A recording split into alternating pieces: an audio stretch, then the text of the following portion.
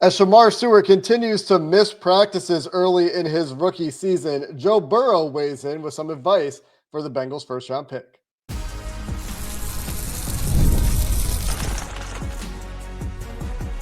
You are Locked On Bengals, your daily Cincinnati Bengals podcast. Part of the Locked On Podcast Network, your team every day.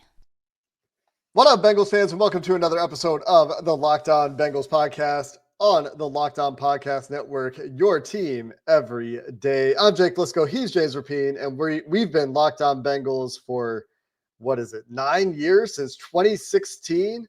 We've been doing Locked On Bengals here, bringing you the latest and greatest daily Cincinnati Bengals coverage on YouTube and everywhere you get your podcasts. Everydayers already know it.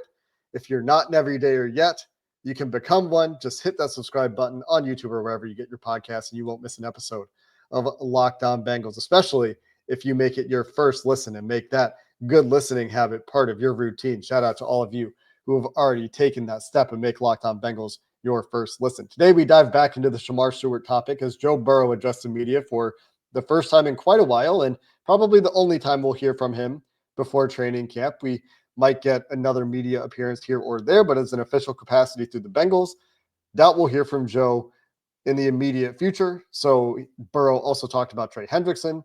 We've got a topic on playing time in the preseason and a quest to start faster, start seasons without digging themselves a hole that Zach Taylor and Joe Burrow talked about on Tuesday. But James, we start with Shamar Stewart. Among reports on Tuesday that the agent or Shamar Stewart's camp are unhappy with certain bits of language at this point. No longer talking about roster bonus percentages, and we talked about that last week and the bits of money and the timing for that money. And now this week, the discussion is around language for Shamar Stewart's contract, keeping him off the field, though he is physically present in Cincinnati. A bunch of things here. First off, Joe, I know you're watching or listening to this. Open invite to come on Locked On Bengals. I know you want to. I know you've been thinking about it. Met Gala, Paris backless suit, Locked On Bengals appearance. It's really the next thing to check off on your off-season box. Yeah, the trifecta. So please just reach out and we'll or have your reps reach out, of course, and we will make that happen. Same invite for Shamar Stewart, by the way, if you want to. I think that one might be a bit easier to get scheduled, especially because you're right. He's been at practice, hasn't participated in practice. Kelsey Conway of the Enquirer has been all over this. There's a lot here. And there's a lot here because we don't have all of the details. And I'm not sure we're ever going to get all of the details. Zach Taylor clearly not wanting to get any of the details there. I want to start with this just because it's, and maybe I'm just talking to the really vocal minority, but there are some that are like questioning Shamar Stewart's like attitude and work ethic and all of those things. So how about we start with Joe Burrow himself on Shamar Stewart, on the advice that he would give to Shamar. And I think this 30-second clip gives you an idea of what Shamar Stewart brings in the meeting room and certainly into the locker room. Here's Joe Burrow on the Bengals' first-round pick. Just work hard, develop a routine, find the people that are going to help facilitate your success, have the right people around you, go out and make plays, play really hard, understand your job. Everything that I've seen from him in our short time together so far has been very positive. He's always got some energy in his face, comes in ready to work. So, obviously we'll see what happens in the season, but I got a lot of faith in him. Most important thing, how about that hair? For those of you not watching on YouTube, Joe Burrow's got some hair and a headband going on right now. You've probably seen pictures. But Joe talking about the attitude for Shamar Stewart, also with, I think, some solid advice that's relevant to Shamar's situation. If you like really dig into it, if you assume that he's not just being like, this is a generic thing that I would tell rookies at this point, as in surround yourself with people who are going to put you in the best position to succeed. Make sure that you're not getting bad advice. Make sure that you're doing the things that are going to set you up best for NFL success. And that's obviously pertinent to all rookies, certainly pertinent to Shamar Stewart, who needs to find that development and needs to get on the field in order to do that. So I think obviously it's in everybody's interest for Shamar Stewart to get on the field as soon as possible. But what was your takeaway from the Burrow comments before we talk about the potential language disputes that are currently out there and the information we have there? I think that, and the reason why I wanted to put that out there first is we can say whatever we want about Shamar and what we know and all of those things, but I think when Joe says that, it matters. And I do think Shamar wants to get on the field. And I do think he's listening to his agent here. And so there's two different things. Like there's people that are going to be like, I can't believe this rookie is already doing this. We had our doubts as a fan base when it comes to his lack of production and all of those things anyway. And then he does this. I don't really view it that way. And I don't think Joe views it that way. And at the same time, and this is where it gets into it, I want to see him on the field because I think he needs these reps. And you know how I mentioned the other day, how I talked to a veteran that said, yeah, Shamar Stewart really needs reps. Let's just say I might have talked to another little birdie that thinks that Shamar Stewart needs the reps. And it's a different one and an important one and someone that's going to matter if the Bengals are good this year. And so the person I talked to, by the way. And so however they need to get there, let's get there. And so with that, let's dive into this contractual stuff and language because it sucks to not be able to see what 97 can do. Although I will say this, I'll throw this out there. Jerry Montgomery said, hey, Shamar, you're out here, so come over here. When they were doing pass rush drills with Miles Murphy and Joseph Osai and Cam Sample and Cedric Johnson kind of leading the way and working on stunts, and I posted some video of this, Shamar Stewart lining up at running back. So secret weapon, Shamar, the running back. Jake, what do you think? Yep, that's probably the whole plan here. That's the dispute, is that there's language in the contract about playing time at running back and potential incentives tied to rushing touchdowns. I mean, he's out there to stand in a single place and be a positional stand-in. Like I said, I think the likely thing at this point is, given that they're no longer talking about roster bonus percentages, maybe they figured that out.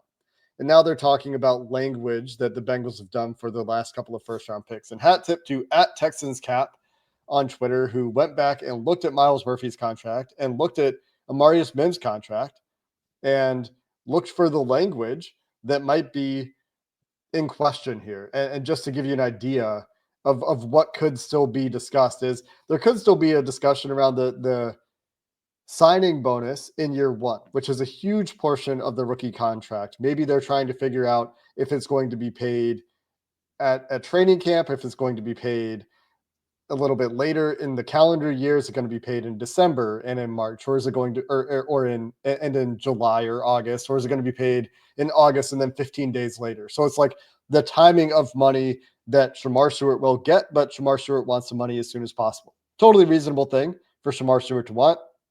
But we're talking about timing again over the course of a couple of months. It could be something to do with defaults on guarantees. So you could void your guarantees if you're suspended for conduct detrimental or certain reasons. Then teams write in, well, this contract guarantees these can void in these situations. And so Texans Cap went back and looked, and Miles Murphy has different guarantee void language than Amarius Mims does. And so maybe he wants Mims language, or maybe he wants Miles Murphy language, but it's not clear which of those he wants or where the disagreement is. And so those are a couple things that stood out when I was looking at language differences, timing of signing bonus, and the potential suspension related reasons that could lead to guarantees being forfeited by the player. And these are generally pretty egregious requirements to void guarantees in a rookie contract. But yeah, those things stand out. The other thing that stands out to me is we don't know what exactly the language issue is. We know that there was a language issue over the participation injury coverage that leads to Shamar Stewart being the only rookie, as far as we know, in the NFL not participating. What I don't know about it is are the Bengals actually being weird here? Probably. It's safe to assume that at this point, right? Given their recent track record for negotiations, or is this an agent who is taking particular issue with a team that maybe he hasn't worked with a ton before? And I don't think he has. Just get him on the field. Mm-hmm. I don't care if he it's literally where I'm at right now is if he needs his contract protected, then protect his contract to get him on the field because it does matter. And I even asked Zach and it's like, oh, well, yeah, it's good to, he's getting mental reps, but it would be good to physically have him out there. And when Zach's saying it that way in a public setting, of course you need him out there. And so the Bengals track record is what it is. The reputation is what it is. I look at them when weird things happen and maybe we're way off. It doesn't feel like we're way off. It feels like that they need to figure this out to get him on the field. You probably have another thought or two on Shamar Stewart. We will get to that. And then more on Joe Burrow. It's the Joe Burrow show coming up next. Today's show is brought to you by LinkedIn Jobs. As a small business owner, your work doesn't end when the clock hits 5 and you want to get, well, all of your players on the field. And when your business is always on your mind, it means you need someone to help you when it's time to hire. Take that burden off of you. And when you clock out, LinkedIn clocks in. LinkedIn makes it easy to post your job for free, share it with your network, and get qualified candidates all in one place. Like, I don't know, the scouts that the Bengals have added. LinkedIn can help them do that and certainly help you in whatever business you're in. No wonder 72% of the small businesses say LinkedIn helps them find high quality hires. Post your job for free at linkedin.com/lockedonnfl. That's linkedin.com/lockedonnfl to post your job for free. Terms and conditions apply. I don't have many other thoughts on Shamar Stewart. As you insinuated, get him on the field, figure it out. Like, this doesn't need to be something that is taking weeks. If we're talking about what the different guarantee void issues are, like, just work it out, guys. We don't need to make everything pulling teeth. You have the only rookie, like I said, I'm pretty sure, and maybe someone will let us know about another rookie who's holding out for contract-related reasons, but I'm pretty sure you have the only rookie in the NFL who's not practicing. Not the only rookie who's not signed. That's fine, but Shamar Stewart isn't going on the field because you have the injury protection issues. So, like, whatever you got to do, I'm kind of with you. Like, the Bengals have run out of rope for me on these weird contractual issues that happen from time to time. Things taking longer than they need to take. Things being more, I mean, how many times am I going to say pulling teeth on this show this week? More annoying and painful than they need to be. Doesn't need to be dentist? That. You need to go to the dentist? Maybe I do. Maybe you do. Maybe you do. Insert local dentist that should sponsor Locked On Bengals here. All right, let's get to what Joe Burrow had to say about another defensive end. I mean, Trey Hendrickson. Let's talk about that coming up. We should talk about preseason now, right? Don't you want to talk about preseason, or do you want to talk about Trey?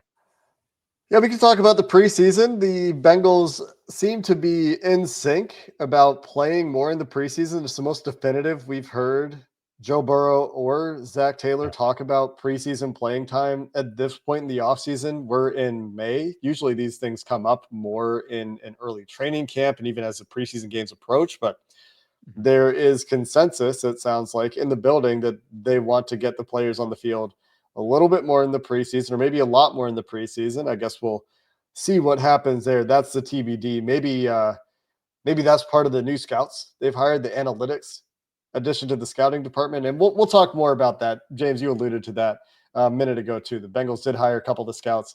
They did add another Trey in the analytics area that we'll get into more in the future. But if you'd missed that news, the Bengals did hire some scouts. But what did you think, James? I know you're generally of the mind that playing in the preseason is a needless risk. What did you think listening to Joe and Zach on that today? Well, I'm glad that they're not doing any joint practices. I think that was the other element here that was confirmed. Look, they tried it that way last year, and I think on paper the logic sounds good. Joe plays in the first preseason game, starters play in the first preseason game, then you have 2 joint practices, then you hit the ground running. But I look at it so logically that at least that's how it works in my head. It's like, well, injuries have been why. Like, Joe's health is why the slow starts have been the slow starts. You had the calf, then the appendicitis, and last year was the wrist. And he played pretty poor, I would say, in the New England game. And obviously the contract stuff, which is still TBD because you have the Trey thing. Last year, the contract stuff with Shamar certainly bled into the regular season and impacted them. But like, it was all of these things. Like, there's reasons behind it. So I really don't know how much they need to tweak. I don't. But this is the thing that they haven't done, is play in the preseason and get substantial snaps in the preseason. Now, what I will say, and I'm probably going to say it 50,000 times between now and the start of, now until the end of the preseason, you better not get burned here. Better not have healthy starters, and then you go in and by the way, the joint practices got them last year. Miles Murphy got hurt. You had a couple of injuries there. You lost Chris Evans for the season. Like there were Cam Sample got hurt. I don't know if that was a joint practice or just a regular practice in camp, but you had some camp injuries anyway. So maybe the Bengals are viewing it that way and saying, all right, well, we got to get on the field in the preseason to get off to a better start. We can all agree there. They have to start better. And so trying something they haven't tried, it makes sense. And I think that thing is as simple as playing in the preseason. Don't be shocked, Jake, if they play Joe in all 3 preseason games. I think that's where it's trending. And I think kind of what will happen. Maybe not, but I think without any joint practices, I think he ends up suiting up for all 3 preseason games. The third is something. Because across the NFL, you're not seeing many starters in that third game. More teams around the NFL will play their starters a little bit than the Bengals do, certainly, in the preseason. But going into that third game, it's maybe it's just a drive in the third game. Yeah, I think it'll be less, but I think going through the routine, because they did it once last year. And that's also their only home preseason game, right? Their road home. Mm-hmm. So getting through the routine on the road and at home could be part of that thinking as well. Could be. And by the way, that's me speculating and kind of reading between the lines. It's not like I know for sure, but I would have like 6 months ago, I would have shot down the idea of playing in all 3 preseason games, but I do think that's where it's trending. And they, of course, like I said, do have the preseason schedule now at Philly, at Washington, and then at home against Indianapolis, a Thursday night, a Monday night, and a Saturday night. So it'll be interesting to see how rest schedules play into that as well. Like you're playing Joe on Monday night and then on a Saturday on an extra short week in that preseason game 3. And we'll see what kind of approach they take to it, where on the one hand, it's getting the routine of game day, getting in and out of the huddle in a live environment with a crowd, with closer to regular season speed than you get in any sort of practice setting, joint or not. And you get some feel for going through playing on a field, again, in a live setting with a crowd, with guys on the other side that are going to hit you, live contact, all those things. But you're still dressing it up. It's still preseason. You're still not going out there with your full playbook, with everything that you want to do. You're trying to go through some motions. You still have battles, presumably, on the offensive line, especially for the Bengals, where you're going to need to, one, see what those guys can do, but do you put those guys to the test when Burrow's in the game, or do you simplify their assignment a little bit while Burrow's in the game and let that competition continue? These are the questions that the coaches will have to tackle as they consider how they want to use their players in the preseason with the risk reward of it, right? And there are injuries that can happen at any time, certainly. And you pointed out all the injuries the Bengals suffered during camp practices last year. But when Burrow's on the field in games that don't count for anything, that magnifying glass obviously gets a little bit more intense. Yeah, no doubt. And I think just be healthy. That's instantly, like, I just think about it, Joe talking about it, and it's like that's my concern. At the same time, we talked about this yesterday, and I'm even more confident now. Feel free to read between the lines, everydayers, but I'm not sure they add another offensive lineman. I think that these are the dudes. And so if these are the guys where you're confident in 3, you're confident in Orlando Brown Jr., Amarius Mims, and then obviously Ted Karras at center, you're going to need to get those other guys real live reps. And so maybe they play, maybe you see the starting offensive line play the entire first half with Joe in preseason game number 1 and I say starting because you got to figure out those starters. And I think Dylan Fairchild and Cody Ford could certainly be penciled in with Lucas Patrick there. And man, it's I'm not sure that there's a new body walking in that door anytime soon. Yeah, we talked about that a lot on yesterday's show, like you alluded to. So if you're interested in more of our rationale behind why we think it would be a little bit of a surprise, especially at this point for the Bengals to go sign that Brandon Sheriff, that step into the building and start at right guard player, we did talk about that quite a bit in yesterday's show. We've got a little bit more here from Joe Burrow on Tuesday during his press conference with the media in Cincinnati, a little bit of conversation about Trey Hendrickson and one other topic on Joe Burrow that I want to get your quick take on as well as we wrap up the show coming up next.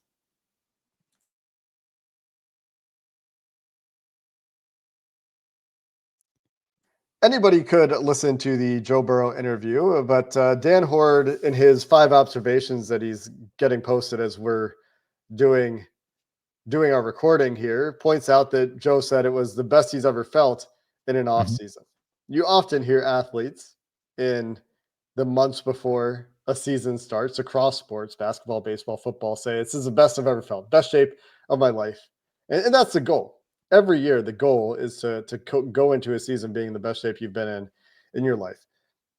What's your thought there? Is that Joe just like, yeah, it's the best shape of my life, and it's just a thing that athletes say, or what were your takes, if any, when you think about Joe talking that way?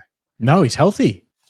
I think that's it. I think it's health. It's been one thing or another, and I think back to the calf year and how he felt at that point, and it was like, yeah, I'm feeling really good. I'm a year removed from the knee, and it's same thing with the wrist. He didn't say that he was completely out of the woods wrist wise. I still think he's figuring life out post super serious wrist surgery. Obviously, it's better than it was a year ago and better than it was a few months ago, and so that's good. But no, I think that's it is the health, and he looks like you would expect a high end top 3, top 2, whatever you want to say, quarterback on the planet to look. I'll say that from an in shape standpoint. I pay attention to that stuff. The way he was moving, the throwing on the move, all of those things. Like, he looks the way you'd want. And I also think that you mentioned it, the hair certainly stands out to a lot of people. I don't care as much. I preferred blonde Joe, but I think that the hair is certainly something a lot of people will discuss. I expect that Joe Burrow hair watch will be a topic between now and the regular season, because people react to things this guy does in crazy ways. And so it right now it's grown out again, but who knows what it'll look like. He might on a whim go dye it pink. Who knows with this guy? Last year was bleached blonde. Maybe not pink. Huh? Maybe not pink. But what if he embraced his inner Dennis Rodman? You know what I'm saying? His inner Dennis Rodman. Look at you. Nah. Joe's not doing that. Not pink. Maybe orange. Yeah. So anyway, he talked a little bit about Trey Hendrickson, was asked about Trey Hendrickson. The Jermaine Burton topic also came up a little bit today between Zach and Joe. And we talked about that yesterday, which is why I bring that up now. But Joe Burrow backing Trey Hendrickson, as Joe Burrow does. He backs players in these discussions every opportunity he gets. But what were your thoughts on the language Joe used around Trey Hendrickson, where referenced market level deal, referenced getting paid what he deserved, and didn't go into it a whole lot more than that? We'll see what happens, was the way his response to the question started. What was your takeaway from Joe's comments on Trey? Backing Trey at the same time, not putting the front office in a really bad spot, because I think he sees both sides, kind of like we do. And it's tough. I think there's been quarterbacks in the past that have gone after teammates and taken the team side, and then the other way, which we've seen with Joe, where it's like, oh, well, you're backing the player and putting pressure on the team. I don't feel like Joe was trying to add more pressure to the team today, like I felt, say, in January when he was asked about those guys. At the same time, and part of that, I think, is because people in the building just kind of expect Trey to be on the roster at this point. It's kind of silly to think that they would trade him, even though he may feel otherwise, right? And so I think that goes without saying. And then at the same time, it does need to be resolved. And I think Joe gets that. And Joe knows that Trey deserves a raise and deserves to be paid a market level deal. Now, what that market is, I think, is different than just the free agent deal. And I think that there are people in the building that feel that way as well. And I'm not talking about front office people. And so finding that balance is something Joe probably had to do in his answer and did. And I think the question now is, do you want this to be a question in a few months, just over 2 months, when we're talking about mock turtle soup at the Bengals media luncheon? Do you want Trey Hendrickson to be a topic when Joe Burrow talks for the first time at training camp? Do you want those things to be themes and discussions throughout that? And that's what the Bengals have to decide. That's what Trey has to decide over the next 2 months or so. And is it going to be another one of those hold-in situations? And we talked about the Bengals kind of playing ball with Shamar last year to some degree, and that would be something for the team to navigate with Trey Hendrickson if it gets to that point. But if he's there physically, then that's the whole thing like it was with Shamar last year, where he's participating one day and then it's like, no, not participating anymore. That didn't go the way I wanted it to go. And maybe, something happened in negotiations behind the scenes. And yeah, I mean, definitely lends itself to a distraction the closer you get to the season. But I think unsurprising response here from Joe Burrow. He has always taken a pro player approach when asked about guys and their financial decisions, and has respected the business aspect of it from a player perspective. And I think he understands how all that works, right? It's not like it's something that He went through it. Is a foreign science to him. Yeah. Well, and he saw it with Jesse Bates too, and it didn't have the outcome that he wanted, obviously, with Jesse Bates. But even throughout that process, it was on the side of the player there, like wanting Jesse to get what he could get. I think if Joe thought or had a big gripe about how this process had been handled up to this point, I think the answer would have been different. I think it would have been a bit more direct. Now, I'm not saying he's involved in discussions early on in this news conference. He was asked about Jamar and T, and he said, "Hey, I don't want to be it's not my job. I don't want to be the one that's influencing." Obviously, he had influence and took it upon himself and all of those things. But I get the logic there. Is he wants the Bengals to pay their good players because they want to pay their good players and really good players and great players in this sense with Trey. So I do think the answer would have been different, and it would have been a bit more, hey, it needs to get done, if he thought that the Bengals were doing wrong by Trey. And part of this is some of it takes time. If you had gone back to January when we talked about Trey Hendrickson, I think we both kind of felt like this could take time and maybe a long time to get the right deal done, because the Bengals have always had all the leverage in this situation. And hopefully something gets done. I certainly think Joe believes that, not that it will, but that the Bengals are going to try to get it done to a degree. Otherwise, I think he would have put more pressure on them. For what's that word? He also didn't say the way that he also didn't say the way he talked about T and Jamar, like he had confidence that T was going to be back next year.